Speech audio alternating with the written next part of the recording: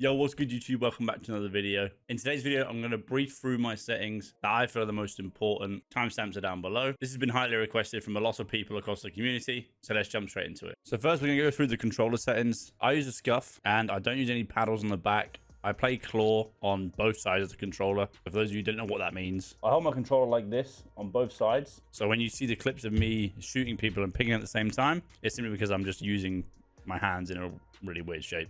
So in terms of the button layout, I actually flip my L2 and R2, and my triggers and my aiming is L1 and R1. I've done that ever since before I had a scuff because of the input delay of how the big of the gap was at the bottom of the L2 and R2. It was just something that was in my head. That's the only flip side of things I actually ever do. My dead zones, I've actually never touched. I feel like this is a whole side of things. It's all down to personal preference. Whatever the best settings video tells you, just do it to the best of your controller because everyone's controller is different. Sensitivity, I've always said play with what's most comfortable for your hands and your eyes. Obviously, it depends how much you can take in and how quick your reactions are.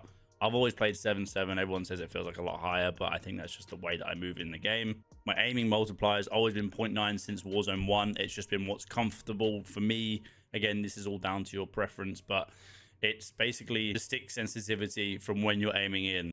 Aim assist curve type, there's been a lot of different situations about this. I've been using linear and changed the aim response curve slope scale down to 0 for probably the last month or two now. And I don't know why, but it just feels a lot nicer. It does take some getting used to, don't get me wrong, but it just feels a lot smoother and a lot easier. Not saying it's more sticky, not saying it's more aimbotty. I'm just saying it just feels nicer in terms of my game style. I would say give this a go. If you are going to give it a go, change your FOV between 110 to 115 because that's where the aim assist is stronger and it is proven in CDL, hence why a lot of them run 100 to 110. I personally couldn't get used to 110 FOV. I know Biffle's been using it a lot and he's been really enjoying it. If you do go down to a lower FOV, change your sensitivity up by 1 or 2. Aim assist is default. I know this is a lot of misconception about this. Black Ops was OP, now it's not, and they've nerfed it, and secret nerfs and all this kind of stupid stuff that people come out with. Default has just been the best since this game came out. If you want to change it, by all means, you know, test it and try it yourself, but default is mine. And then gameplay, I feel like a lot of people are getting a lot of dead slides. I changed one setting that kind of made me move away from. I still get dead slides, don't get me wrong, but you know, it kind of helped with that. Automatic attack sprint is on, obviously. Maintain sprint after slide is the one that I turned off, which stopped giving me dead slides. Obviously, I'm sliding and I'm going into my automatic attack sprint and I'm trying to slide again. That's the reason I just kind of come to a dead stop. So is the main one I would say is just mess around with. See how it's like after maybe 10 games, see if you get less dead slides. It might just be in your head because you're focusing more on sliding and stuff, but for me personally, I've had that off for the last 2-3 months now, and it's felt really nice. These are all kind of pretty much basic settings. I have slide only on. I don't have hybrid. I couldn't get used to it.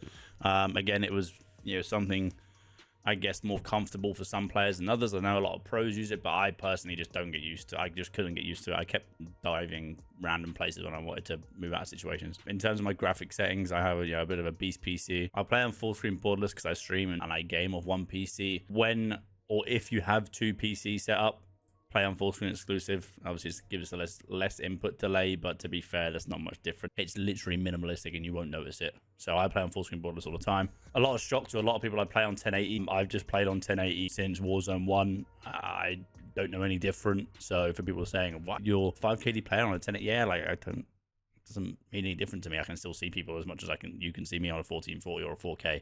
So all these settings are just kind of been off settings videos. This is all down to personal preference. I have unlimited frame rate. I think the peak I've ever had was like 500, but now there's been an update on COD. I think they've just like kind of done something in the game where the frame rate goes down, so I only hit like 300 now. I say only, but that's while streaming and recording as well. Quality, I'm just going to kind of scroll through this. You guys can pause it as and when you want. These are the texture details, the shadow and lighting, and the environment. This is all down to personal preference in your machine. I would always look up the best ones for you. And then obviously view, I play on 120 and affected FOV, which is the best one to be on. All of these are off and on 0. And I guess the last one a lot of people don't really go through is interfaces. This is huge. So you'll see in a lot of my videos, or if you come and watch my stream, you'll see me kind of look up and around my screen, especially on Rebirth and Resurgence. HUD is so important. Like, if you can pull these in to the best of your ability on the left side, this is where your mini map shows. So if you bring this closer, your mini map's going to be up here, not on the far left of the screen.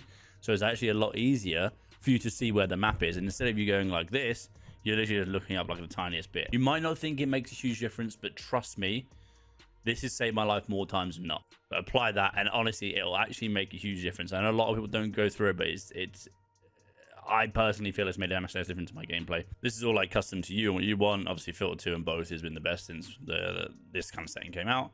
So a lot of people want to know more audio settings. I use Artist Wars audio tuning. So go watch his video. He'll go through it all step by step. It's all through for PC. So if you've got a PC, go watch it. I'm pretty sure majority of you probably do have it right now. Some of you are getting problems with it. Speak to him about it, not me. I have no idea when it comes down to that kind of stuff. But yeah, my master volume is normally on 90. It's on 2, so I was playing multiplayer yesterday. Nomad Audio Mix is the best one right now for his tunings, and then this is all kind of system default, and he'll walk you through it. So go watch that video. But that's that.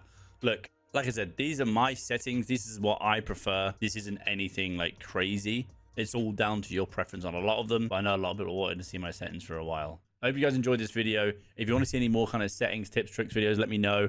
We did do a while back kind of how to play a solo trios and breaking down my gameplay. I really want to do another one like that, but for ranked. Let me know in the comments down below if you want to see that. And I'll see you guys in the next one. Peace.